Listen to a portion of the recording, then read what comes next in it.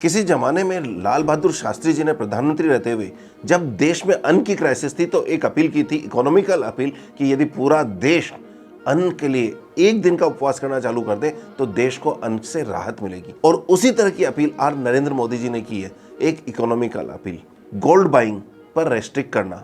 इसका मतलब कि हमारे यहाँ 10 लाख करोड़ का गोल्ड पिछले साल बाई हुआ है विदेशों से। इसका मतलब फॉरेन करेंसी बाहर गई है। इसी तरह से कंजम्पशन ऑफ ऑयल के लिए उन्होंने कहा है, चाहे वो वर्क फ्रॉम होम के लिए कहा है, चाहे वो कुकिंग ऑयल के लिए कहा है, 6 लाख करोड़ रुपए इस काम में यूज हो रहा है, जो फॉरेन करेंसी हमें बाहर भेजनी पड़ती है। इसी तरह से उन्होंने देश को आग्रह किया है कि फॉरेन ट्रेवल में रिस्ट्रिक्ट करें, यानी कि 3 लाख करोड़ रुपए बचाने की कोशिश कर चल रही है। 3 लाख करोड़ रुपए हर साल फॉरेन ट्रेवल में हमारे यहाँ से बाहर जाता है। फर्टिलाइजर के बारे में भी उन्होंने कहा है, 1.5 लाख करोड़ रुपए की बात है। ऑर्गेनिक फार्मिंग के लिए उन्होंने प्रमोशन करने की बात कही है।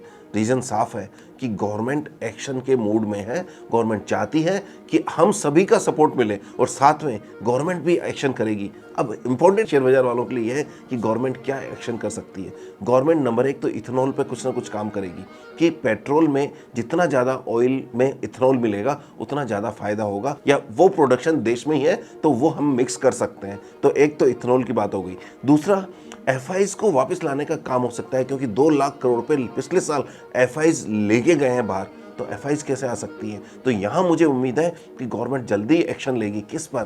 कि long term capital gain, short term capital gain, STT, ये जितने भी टैक्सेशन है जो एफआईज पे लगते हैं, जो स्टॉक मार्केट पे लगते हैं, उस पर भी जरूर एक्शन आना चाहिए, क्योंकि इससे मुश्किल से 10,000 करोड़ की भी कमाई नहीं होती गवर्नमेंट को। और नुकसान कितना हो रहा है फॉरेन कैपिटल बाहर जाने के कारण, क्योंकि डॉलर का जो इंडेक्स है वो 95 के आसपास पहुंच चुका है, और ये 95 का इंडेक्स 100 यदि हो गया तो समझो कि रेड अलार्म हो गया। तो किसी तरह से डॉलर इंडेक्स को मेंटेन करना है और रुपये को स्ट्रॉन्ग करने के लिए इस तरह के एक्शन आ सकते हैं। यदि capital gain tax long term या शॉर्ट टर्म और एसटीटी में कुछ कमी आती है, रिडक्शन आता है, तो क्या एफआईज का पैसा इंडिया में आएगा?